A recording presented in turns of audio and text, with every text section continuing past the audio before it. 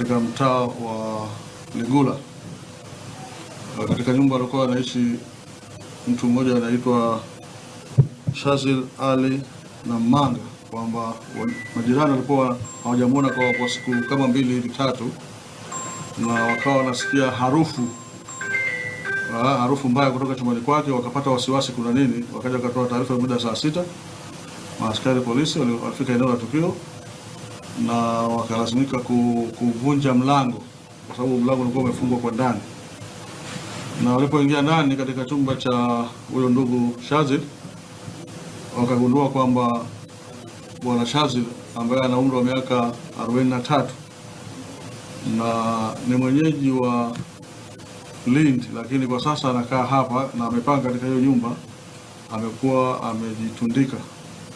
amejitundika kwa kutumia kamba ya chandarua kile cha kujifunika.